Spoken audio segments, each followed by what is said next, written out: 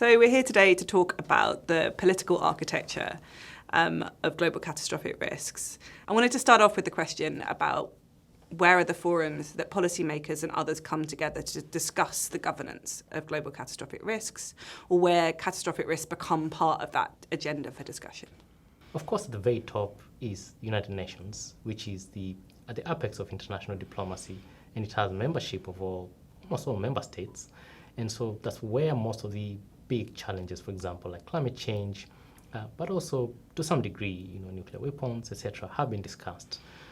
We also have summits where, especially for very sensitive issues like nuclear risk or arms race and arms control, we have great powers meeting and having bilateral deals through very high-level summits. But at the global level, we also have smaller kind of clubs, one could call them, like the G20 or the G7, which also provide a very high level of leadership and where a smaller set of governments might coordinate. But of course, the G20 has more members than 20, but the way it's designed is to be a little bit more nimble and effective than the UN. Yeah, as Ken was alluding to, that there's often a thematic focus to these fora, these international multilateral fora that come together to govern catastrophic and existential risk. In my area, for example, the most prominent is the Biological Weapons Convention. And you'll notice that it doesn't actually say anything about catastrophic or existential risk, but it is its focus, because one of the most prominent routes to catastrophic or existential risk through the life sciences is through the use of bioweapons.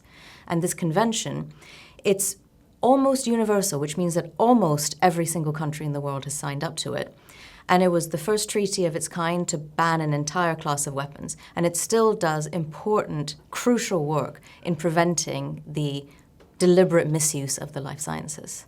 The G20 itself, its very existence, is a result of a near catastrophe. And that's kind of global financial catastrophes. And the very fact that it was designed to be nimble enough to respond to such kind of risk tells us a lot about how governments, when they perceive there's a huge risk, such as global financial risk, how they kind of band together and try to find kind of solution. But it's very interesting also how the G20 has evolved, not only in terms of its membership, but also the issues that it's addressing, which have a financial dimension and not just about the potential collapse of the global financial system. For example, last year during India's presidency, the G20 created a working group on disaster risk reduction.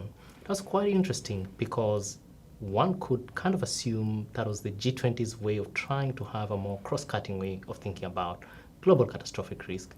And the UN Office for Disaster Risk Reduction is the kind of institution, multilateral institution under the UN tasked with coordinating response to risk. So you can see such kinds of innovations where these institutions, which were born to address a very particular kind of risk, evolving and adapting to try and incorporate other dimensions of risk, but also to some degree thinking about the cross-cutting nature of risk. So it's interesting to see how institutions can be born out of risk, but also kind of evolve to try and address the kind of different perception of risk and how it's understood by decision makers and policymakers. And it's interesting to see that those organizations themselves are evolving in their understanding of risk.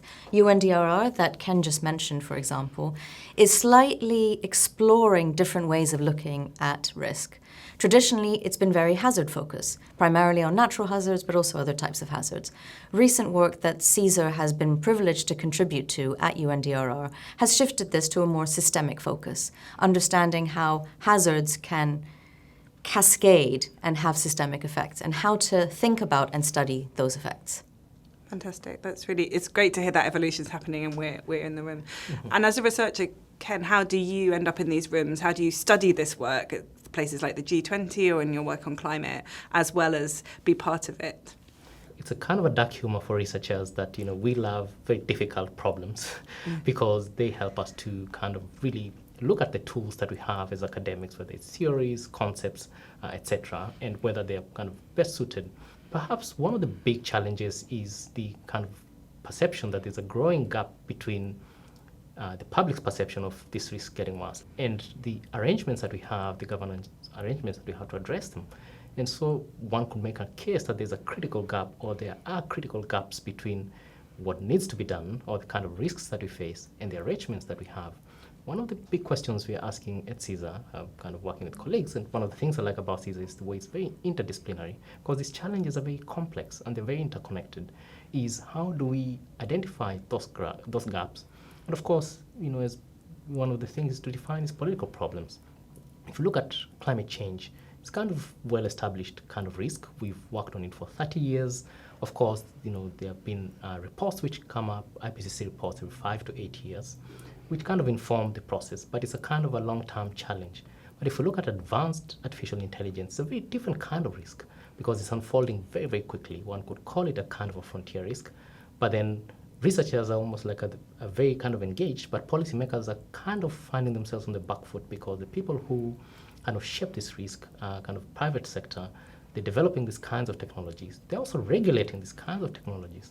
And so that kind of pushes us to ask what kind of governance arrangements do we need, what gaps are there, but also do we need to maybe rethink and unthink how we think about the suitable governance models to help us address this diversity of challenges, which are similar in some ways, but different in others. It's kind of a long-winded answer, but I think it kind of shows the really difficult nature of the challenge.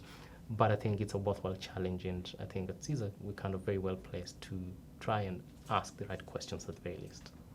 What we can say for sure is that it's not one size fits all for all these types of risks, especially when these risks connect to each other. But there might be ways for risk areas to learn from each other.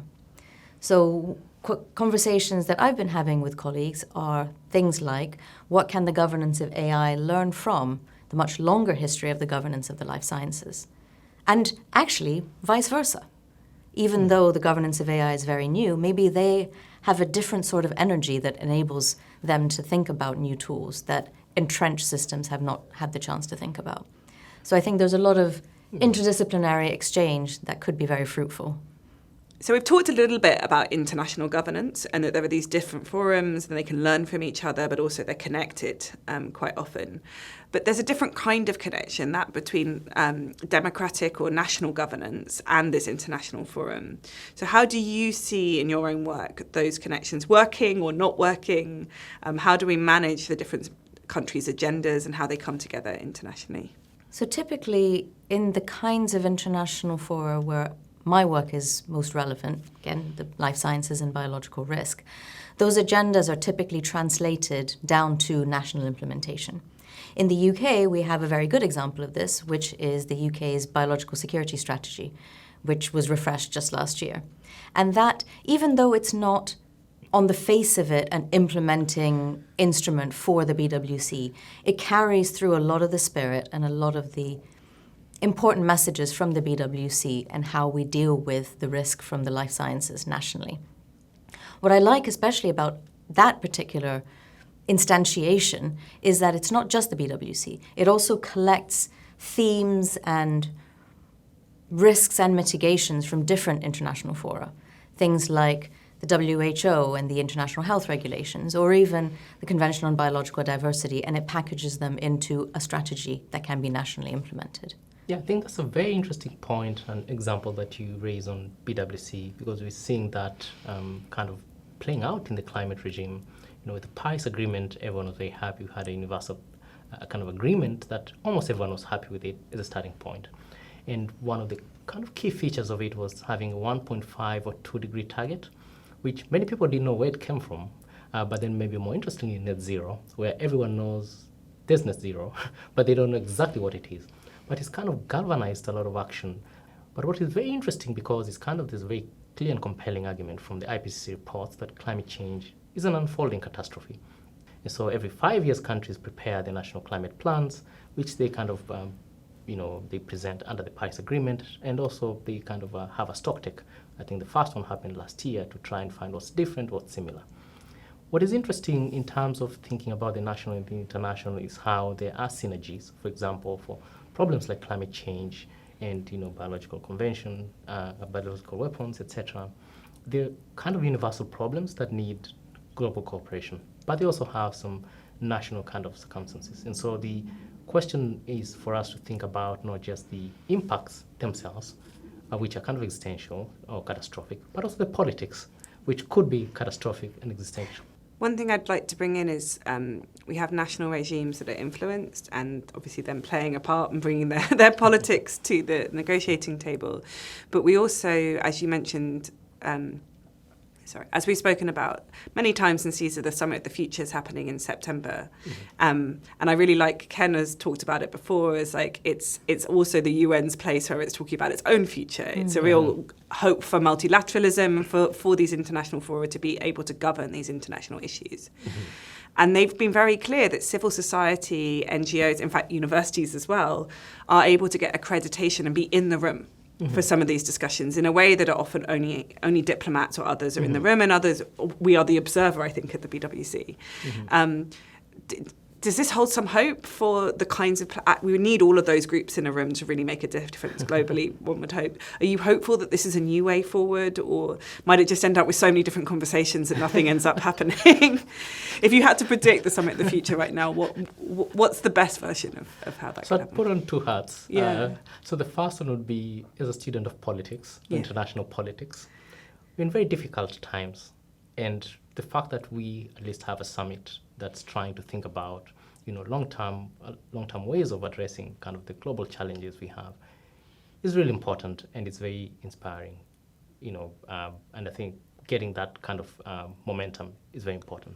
There seems to also be a kind of a sense of disconnect between, a very hopeful view of the future, but also with the kind of risks that are kind of playing out, whether it's, the fears again of, nuclear annihilation because of, the tensions between countries, with the COVID pandemic. And so there's a kind of tension between how do you galvanize hope and momentum and bring all these people, under one, for example, theme of thinking long-term, but also really facing or confronting the challenges that make it very difficult for us to realize those aspirations. And that's where, as kind of a scholar, I find myself, and talk to a couple of colleagues, in that kind of, in between those tensions of, the optimism that needs to drive us to do our work, but also asking the difficult questions of where, the challenges of cooperation present also like an opportunity for us as researchers to maybe present refreshing ways of thinking about those. So that's how I'm viewing the kind of putting on the two hats and thinking about the Summit for the Future. I don't know how civil society operates with the Biological Weapons Convention, how it normally operates. The word observer status is one we use a lot. What does that actually look like in the room? Yeah. So very literally in the room, it means that we have our own seats in the grand UN room in Geneva and we observe. But there is also an opportunity for civil society actors to make statements. Okay. We can't do the negotiations or the arguing, but we can be heard. And informally, I have heard that those statements are very, very well appreciated. Because what you have to remember, especially about thematically specific international fora like the BWC, is that the diplomats involved are not usually deeply knowledgeable, having worked on biological weapons for 20-odd years. They are often a rotating cast of diplomats who don't have the luxury of the time that academics have to really delve into the issue. So they appreciate the time and reflection that academics are able to put into particular aspects of the life sciences and their regulation or their governance. And they can learn a lot from that. And they have told us that they appreciate that. The other way in which civil society and academia is very valuable in these international fora is by doing that cross-cutting work that often diplomats in the room don't have the capacity to. So in the life sciences, I mentioned the BWC, obviously, but you also have the international health regulations, you have aspects of the Convention on Biological Diversity, all of which address the problem of biological risk with slightly different lenses. So what academics can do is to look at those in a more holistic fashion and then present our findings, whether that's at side events to convention meetings or in informal circulated papers or indeed in our statements. So there's a lot of opportunity to engage, and often that engagement is very appreciated. It's great to see both that there are questions and gaps that we can offer those politicians an answer to, but without being fully directed with them, the importance of the independence of the researcher, but also that when we do address them, that is valued already, and hopefully with the summit and others, that's a good role for researchers in the UN system in the future. Exactly, and I think also thinking of the from your example, it's the kind of a with the UN summit is trying to bring all these things together, which is really good, but also dealing with the questions that the policymakers at the G20 have for us in terms of this, for example, with the current work of the G20 disaster risk reduction working group, one of the questions they have is we appreciate and governments appreciate that it's important for the G20 to address global catastrophic risk. How do we do it? That's a question for us. Yeah. And the fact that there's interest from policymakers is a good question. And so we put our heads together. We've kind of released a policy brief that we shared, and kind of, the G20 people found it very, very helpful. But also as researchers, the fact that we got to engage with the policymakers really challenged us in very positive ways to really kind of push us to think a little bit further. And I think these examples have made clear what we'll hear a lot more about at the CISA conference in September this year, where we've got a number of papers that address AI governance, some on nuclear governance, some on biological and of course others talking about the history of climate negotiations and how much we can learn in this field from those. And representatives from UN agencies like DRR will be there as well. So hopefully it will be another kind of forum where we can continue these conversations, and other people are welcome to come along and join the conversation. Absolutely. And one thing you can be assured, like the panels will be great, the papers will be great, they're relevant, they're creative, they're innovative. And I think in terms of, this is not a typical conference, and for me I was very excited, and as a kind of a session co-chair, just seeing the kinds of papers and creative thinking that's coming out. It's quite impressive. Yeah, lots of people from around the world that we haven't met before coming to Cambridge for a couple of days. It's going to be fab.